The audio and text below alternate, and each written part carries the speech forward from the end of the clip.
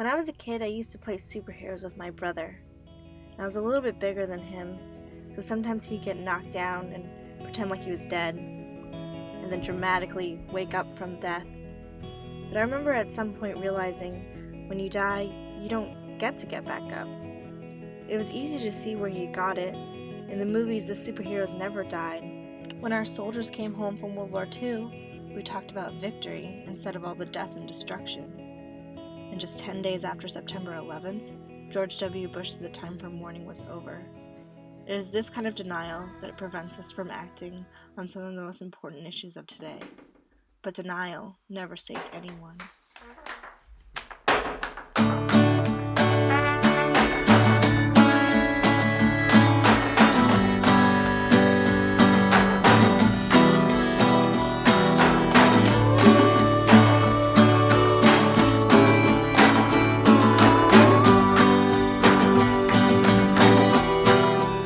His name was Denali.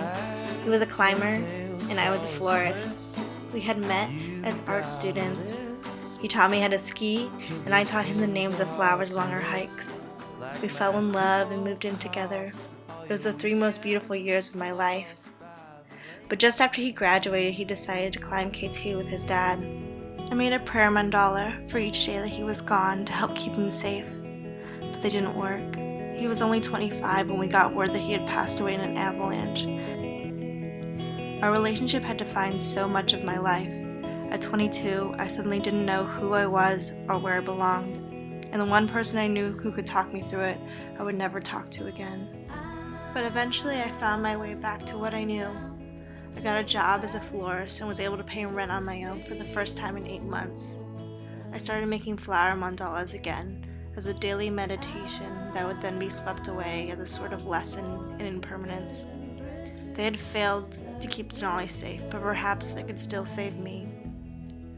I spent the anniversary of his death by myself in Denali National Park, sitting below the mountain he was named after. It was there that I made the last of 100 mandalas.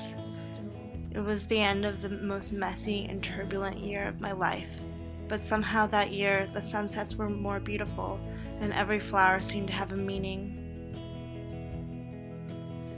It won't be long before Denali will be dead, longer than we were ever together, and I have since relearned how to love and be vulnerable with someone new. But I'll never forget the lessons I learned that year.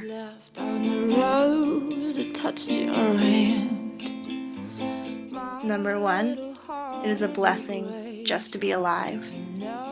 And number 2, the narrative we have for death and loss needs to change.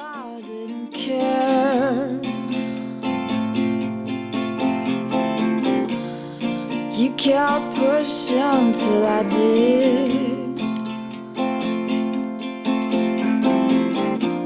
Woke up in a pit of despair on your bed, and I wondered how I could do without you. How absurd, how absurd, how absurd. Put my lipstick back on,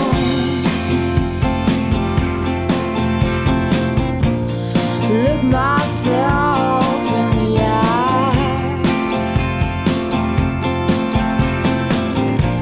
I'm melted out in the cold, hard water. I couldn't help but wonder why these lessons weren't part of the dialogue we have about grief and loss, and what could I do as a florist to help share these lessons?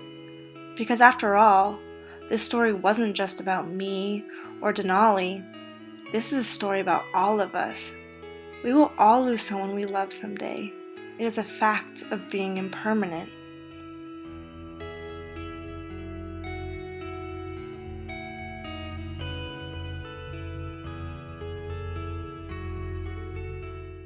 Would we then be still so afraid to talk about it? If we just listen, the world has so much to teach us about how to be impermanent.